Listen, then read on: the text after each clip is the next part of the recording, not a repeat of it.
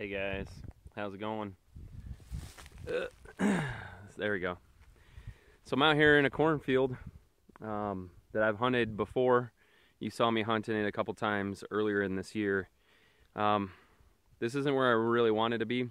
I've been trying to get permission at another field, and every time I stop at the farmer's place, he's just not there.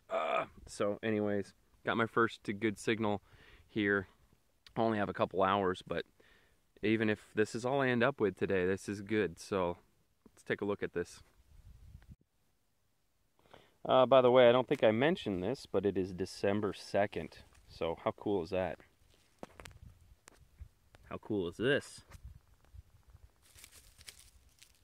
It's a ring, and I've found one of these here before. Just a plain brass ring, but you know, back in the day, that's all they had. So it rang up high, like a penny. So all right, let's keep going.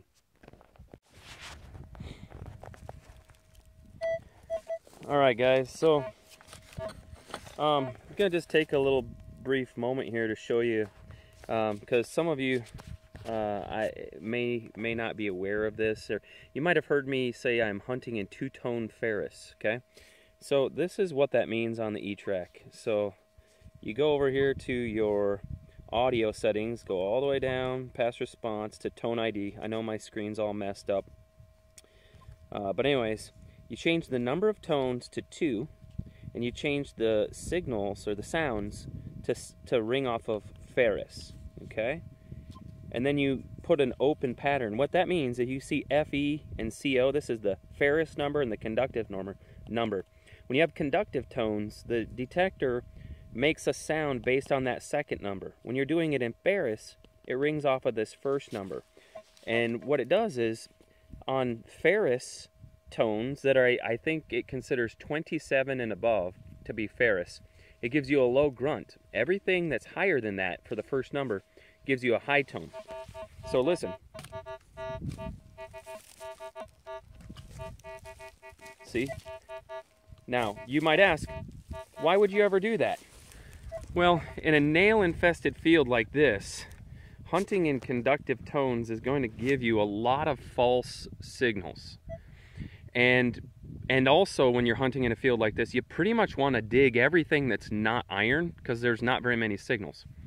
And so by doing this, you're guaranteed the only time this is going to false on a high tone is if it's a big chunk of iron, and then you don't really mind digging that. Otherwise, all these nails. Oh!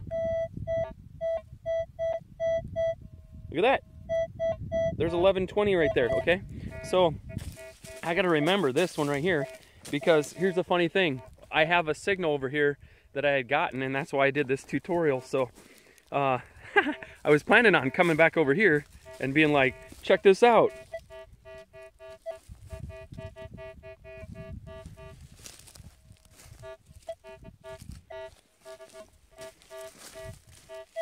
Oh, there it is. I was like, I better be able to find it. 1235. This very well could be an Indian penny. Let's dig this one together first, okay? And it's not really digging it. It's more like, let's pick this chunk of dirt up and see if it's in here, huh? It just fell apart. But it's in my hand. All right. I couldn't have. Oh, there it is right there. All right, so it's like a little rivet with a piece of leather on it. All right.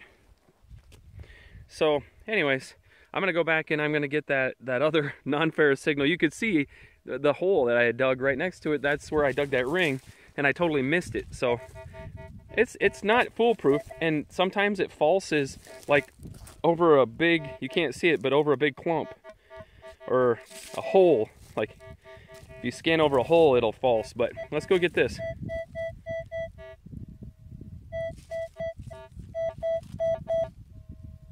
$13.25.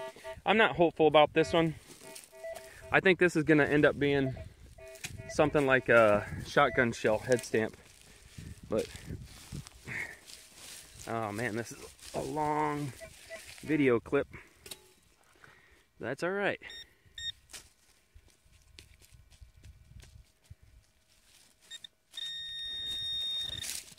Oh wait, I just saw it. Or a pull tab.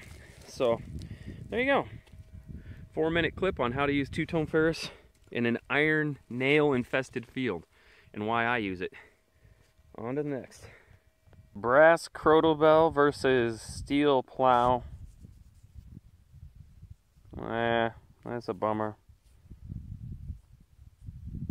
Doubt I'll find a intact bell out here, but you never know. Let's keep going.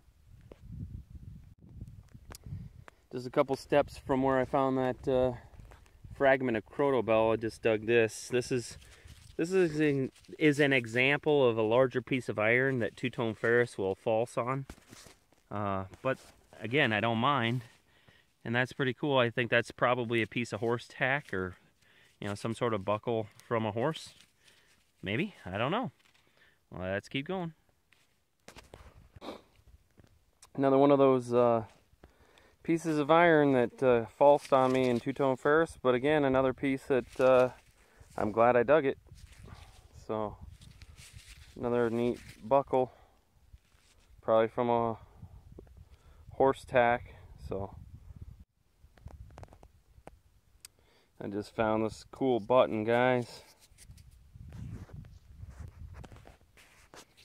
I can't really see what it's got on there, but I can tell it is something decorative.